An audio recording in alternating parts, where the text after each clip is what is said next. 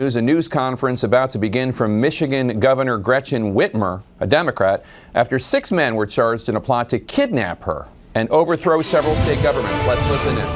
And federal charges against 13 members of 2 militia groups who were preparing to kidnap and possibly kill me.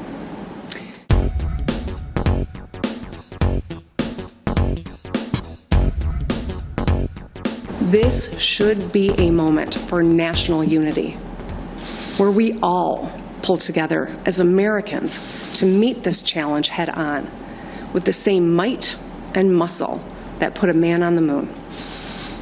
Seeing the humanity in one another and doing our part to help our country get through this. Instead, our head of state has spent the past 7 months denying science, ignoring his own health experts, stoking distrust, fomenting anger, and giving comfort to those who spread fear and hatred and division. Just last week, the President of the United States stood before the American people and refused to condemn white supremacists and hate groups like these 2 Michigan militia groups. Stand back and stand by, he told them. Stand back and stand by. Hate groups heard the President's words not as a rebuke, but as a rallying cry, as a call to action. When our leaders speak, their words matter. They carry weight. When our leaders meet with, encourage, or fraternize with domestic terrorists, they legitimize their actions, and they are complicit. No, Trump is not your friend, dude. And it amazes me that people actually believe that when he's shown over and over and over again that he's a tyrant. Every single person that works for government is your enemy, dude. For the past 7 months, I've made tough choices to keep our state safe. These have been gut-wrenching decisions no governor has ever had to make. And I get it. Life has been hard for us all. When I get out of bed every morning, I think about the high school seniors like my daughter who missed graduation ceremonies, or those Michiganders who've missed weddings and funerals. I think about all the moms who are working from home, making breakfast every day, logging their kids onto their Zoom class, and doing the laundry. Think about the small business owners who spent a lifetime building something great, who are now hanging on by their fingernails just to keep the lights on.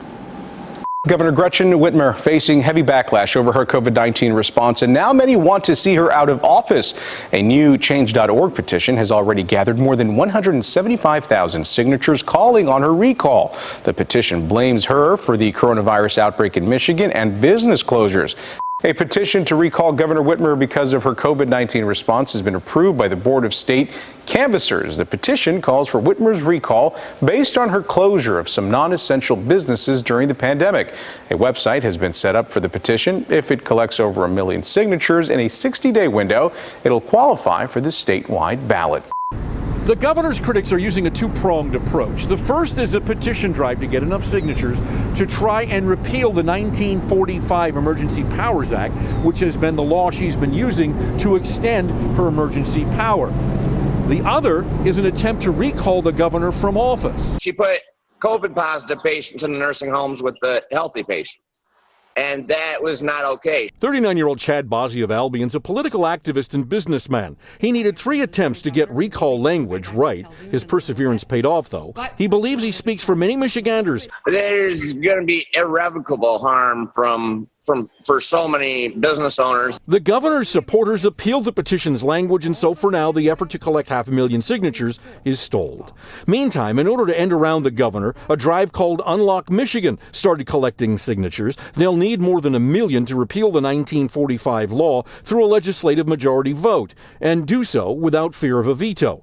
Senate Majority Leader Mike Shirkey wholeheartedly supports the effort. We've got some very active Facebook groups in Michigan now with tens of thousands of members, and they're very frustrated with the way this has been handled. State Representative Ryan Berman of Commerce Township says the governor's clinging to absolute power as long as she can. This isn't an emergency anymore. It's a threat. It's a known threat. We know what we're dealing with. We know how to deal with it, and we need to work together. The governor's office responded to these efforts, quoting the governor. All of these political attacks on my power, all of these political attacks on the power of the executive office are incredibly dangerous. And of course, I'm going to continue to do what I have done and make decisions around science and saving lives. And more breaking news coming down right now. The state Supreme Court has ruled that Governor Whitmer did not have the authority to extend the state of emergency without legislative approval. The justices split in a 4-3 decision, saying that the governor illegally drew authority from a 1945 law that does not apply. The court opinion says the law, known as the Emergency Powers of the Governor Act, violates the state constitution and gives the governor an unlawful amount of legislative power. According to Whitmer's office, her orders remain in effect for the next 21 days. And she called the ruling deeply disappointing, saying that she vehemently disagrees with the court's interpretation of the state constitution. Lee Chatfield, Speaker of the State House, released a statement on Twitter. He said in part, quote, "Our Constitution matters. This is a big win for our democratic process. We'll now continue our partnership with our governor. We'll work through the challenge as our Constitution requires, and as we always have in times past together." We have one of the strongest economic recoveries in the nation. Make no mistake, there will be more hard days ahead. But I want the people of Michigan to know this. As your governor, I will never stop doing everything in my power to keep you and your family safe. You don't have to agree with me, but I do ask one thing.